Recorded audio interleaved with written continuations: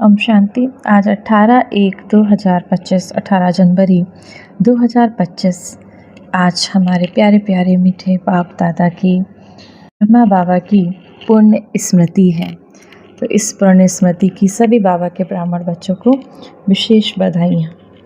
तो आज बाबा की मुरली पर सुनेंगे बाबा के मधुर अनमोल महावाक्य पिताजी के पुण्य स्मृति दिवस पर प्रातःकाल में सुनाने के लिए बाबा के मधुर अनमोल महावाक्य। ओम शांति। रूहानी बाबा अभी तुम बच्चों से रूह रिहान कर रहे हैं, शिक्षा दे रहे हैं। टीचर का काम है शिक्षा देना और गुरु का काम है मंजिल बताना। मंजिल है मुक्ति, जीवन मुक्ति की। मुक्ति के लिए याद की यात्रा बहुत ज़रूरी है। मंजिल क्या है हमारी? मुक्ति और जीवन मुक्ति की। तो मुक्ति के लिए क्या करना हमको? याद की यात्रा बहुत ज़रूरी है।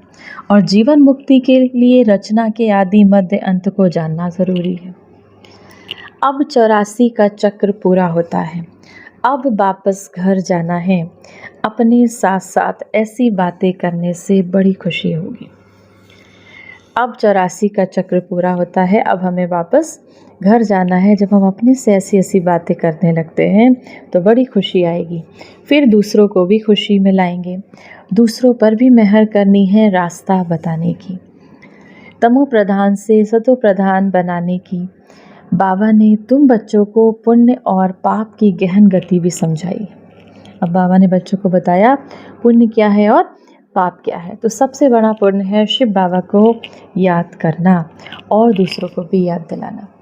सबसे बड़ा पुण्य हम बच्चों के लिए क्या है? बाबा ने बताया शिव बाबा को याद करना और दूसरों को भी बाबा की याद दिलाना। तन मन धन से दूसरों की सेवा में लगना, यह है पुण्य। संग दोष में आकर, किसी के ऐसे संग में आकर व्यर्थ चिंतन पर चिंतन में अपना समय बर्बाद करना, यह है पाप। संग दोष में आकर, व्यर्थ चिंतन में आकर, पर चिंतन में आकर अपना समय बर्बाद करना, यह है पाप। अगर कोई पुण्य करते करते पाप कर लेते हैं तो सारी कमाई खत्म हो जाती है। अब पुण्य करा, अभी बाबा को 1 घंटा खूब प्यार से याद किया, फिर क्या करा? 2 घंटे जाकर व्यर्थ चिंतन किया, पर चिंतन किया, तो बाबा ने कहा सारी कमाई खत्म। फिर जमा के बदले ना हो जाती है। पाप कर्म की सजा भी ज्ञानी तू आत्मा बच्चों के लिए 100 गुना है, क्योंकि सतगुरु के निंदक बन जाते हैं। इसीलिए शिव बाबा शिक्षा देते हैं, मीठे बच्चे कभी भी पाप कर्म नहीं करना, विकारों की चोट खाने से बचकर रहना। बेहद के परमात्मा बैठकर बच्चों को समझाते हैं, मीठे बच्चे अपने को आत्मा समझ मुझ पिता को याद करो और अपने घर को याद करो, उस परम धाम शांति धाम को याद करो जहाँ से तुम आत्माएं आई थी। बच्चे इस याद की यात्रा को कभी भूलना नहीं। याद से ही तुम पावन बनेंगे। पावन बनने बगैर तुम वापस घर जा नहीं सकते। मुख्य है ही ज्ञान और योग। मुख्य क्या है? ज्ञान और योग। शिव बाबा के पास यही बहुत बड़ा खजाना है जो बच्चों को देते हैं। इसमें योग की बहुत बड़ी सब्जेक्ट है। बच्चे अच्छी रीति याद करते हैं तो बाबा की भी याद से याद मिलती है। याद से बच्चे बाबा को खींचते हैं। अब शिव बाबा को जब याद करते हैं तो याद से ही बाबा को अपनी तरफ खींचते हैं। जो पहले आने वाले उच्च पद पाते हैं उसका भी आधार याद है। जो भी बाबा कहते हैं, जो भी बच्चे उच्च पद इस ज्ञान मार्ग में पाते हैं उसका पूरा आधार याद है। शिव बाबा को हम कितना याद करते हैं, वह कशिश करते हैं। कहते हैं ना, बाबा रहम करो, कृपा करो। इसमें भी मुख्य चाहिए याद।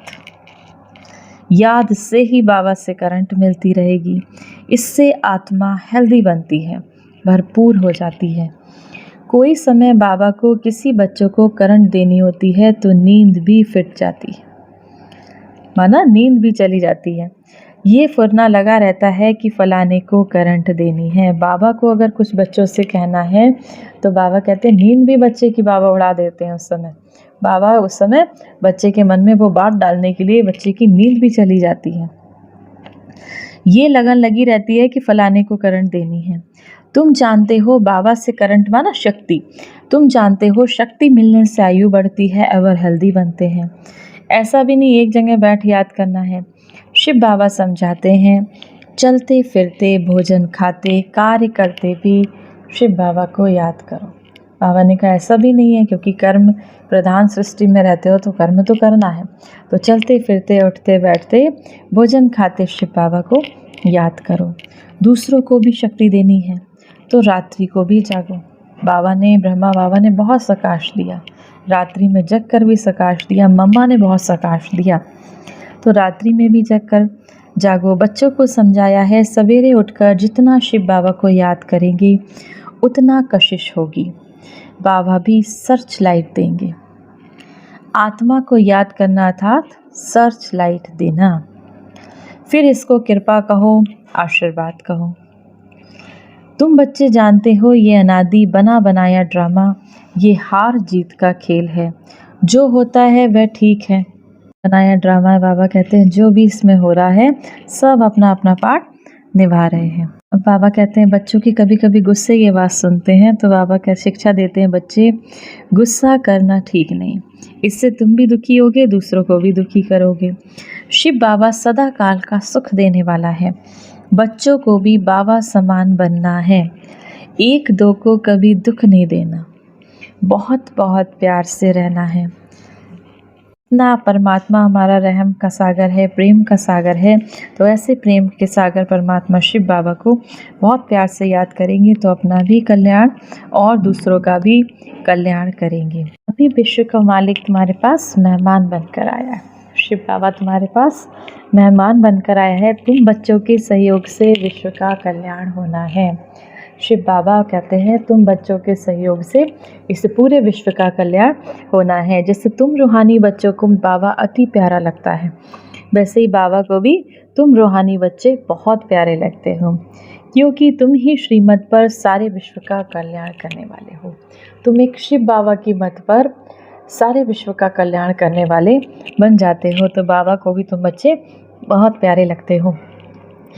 अभी तुम यहाँ ईश्वरीय परिवार में बैठे हो, शिव बाबा सम्मुख बैठा है, तुम्ही से खाऊं तुम्ही से बैठूं। तुम जानते हो शिव बाबा ब्रह्मा बाबा के तन में आकर कहते हैं, मीठे बच्चे देह सहित देह के सभी संबंधों को भूल माँ में कम याद करो। अभी हमारी स्थिति कैसी होनी चाहिए, तुम्ही से बैठूं तुम्ही से खाऊं तुम्ही से बोलूं। परमात्मा शिव बाबा से बैठूं तुम्ही से खाऊं तुम्ही से बोलूं। तो शिव बाबा ब्रह्मा बाबा के तन में आके हम बच्चों को क्या संदेश देते हैं, मीठे बच्चे देह सहित अपने शरीर सहित जो भी शरीर के संबंध हैं, देह के संबंध हैं, सबको भूल माँ में कम याद करो। यह तुम्हारा अंतिम जन्म है, ये पुरानी दुनिया पुरानी देह खलास हो जानी है। कहावत भी है, आप मुए मर गई दुनिया। पुरुषार्थ के लिए अभी थोड़ा संगम का समय बचा है। बाबा कहते हैं अब तो और भी कम समय बचा है। बच्चे पूछते हैं बाबा ये पढ़ाई कब तक चलेगी, तो जब तक राजधानी स्थापन हो जाए तब तक सुनाते रहेंगे। अब हमारी सतयुगी राजधानी जब तक स्थापन होगी तब तक बाबा का ये ज्ञान चलता रहेगा। फिर ट्रांसफ़र होंगे नई दुनिया में। बाबा कितना निरहंकारी से तुम बच्चों को सेवा करते, तो तुम बच्चे को भी इतनी सेवा में लगना चाहिए, श्रीमत पर चलना चाहिए। कहाँ अपनी मत दिखाई दी तो तकदीर को लकीर लग जाएगी। अगर अपनी मत दिखाई देती है तो तकदीर को लकीर लग जाएगी। तुम ब्राह्मण ईश्वरीय संतान हो, ब्रह्मा की औलाद भाई बहन हो, उनसे वर्षा ले रहे हो। तुम परमात्मा के बच्चे ईश्वरीय संतान हो, आपस में भाई भाई हो।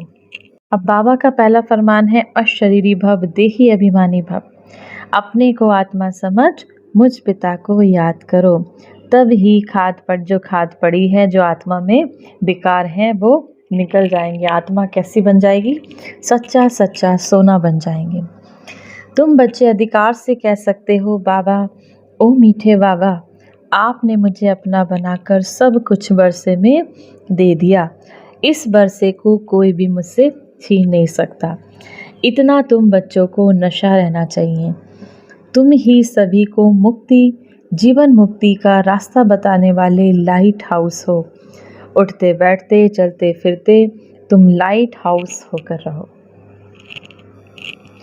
बाबा कहते हैं बच्चे अब समय बहुत थोड़ा बचा है, गाया भी जाता है एक घड़ी आधी घड़ी, जितना हो सके एक शिव बाबा को याद करने में लग जाओ, फिर अपनी याद का चार्ट बढ़ाते रहो। बाबा के अव्यक्त महावाक्य चले थे, उस अव्यक्त महावाक्य में बाबा ने अब बच्चों को संदेश दिया कि निरंतर योगी बनो। जैसे 1 सेकंड में स्विच ऑन और ऑफ किया जाता है, ऐसे ही आप भी 1 सेकंड में शरीर का आधार लिया, फिर 1 सेकंड में शरीर से परे अशरीरी स्थिति में स्थित हो जाओ। अभी अभी शरीर में आए फिर अशरीरी बन गए, ये प्रैक्टिस अब करनी है। इसी को कर्मातीत अवस्था कहा जाता है। जैसे कोई वस्त्र धारण करना व हाथ में रहता है, जैसे कोई वस्त्र को धारण करना व करना अपने हाथ में रहता है, आवश्यकता हुई धारण किया, आवश्यकता ना हुई तो उतार दिया। ऐसा ही अनुभव इस शरीर रूपी वस्त्र को धारण करने और उतारने में हो। कर्म करते भी ऐसा अनुभव होना चाहिए जैसे कोई वस्त्र धारण कर कार्य कर रहे हो, कार्य पूरा हुआ और वस्त्र से न्यारे हुए। शरीर और आत्मा दोनों का न्यारापन चलते फिरते भी अनुभव हो। अब इसके लिए बहुत प्रैक्टिस करनी है। बाबा ने कहा इस शरीर से डिटैच होने के लिए बहुत प्रैक्टिस चाहिए, तब इस शरीर से डिटैच हो पाएंगे और निरंतर योगी बन जाएंगे। अंत समय में बाबा ने कहा मनन शक्ति से आत्मा में सब शक्तियाँ भरने की आवश्यकता है।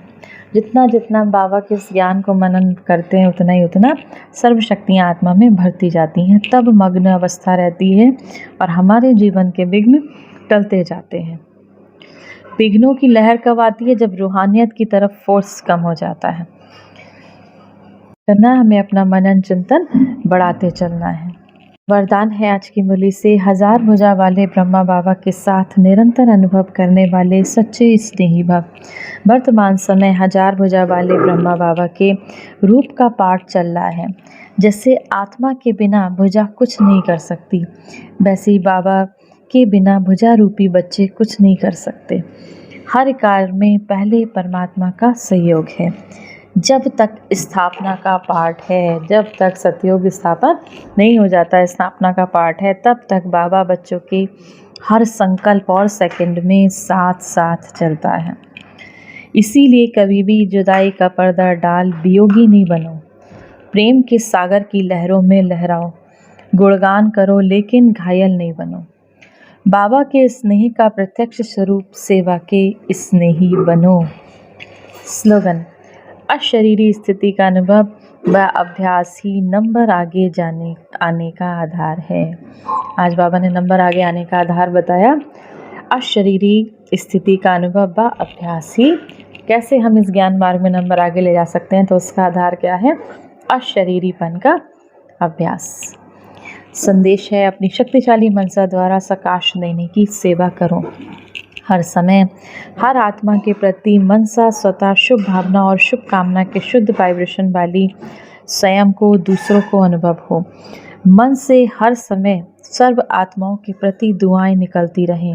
मनसा सदा इसी सेवा में बिजी रहे, जैसे बाचा की सेवा में बिजी रहने के अनुभवी हो गए हो। अगर सेवा नहीं मिलती तो अपने को खाली अनुभव करते हो। ऐसे हर समय वाणी के साथ साथ मनसा सेवा स्वतः होती रहे। कि मुरली से सम्मान का अभ्यास करेंगे। मैं एक शक्तिशाली आत्मा हूँ, मैं एक शक्तिशाली आत्मा हूँ। ओम शांति।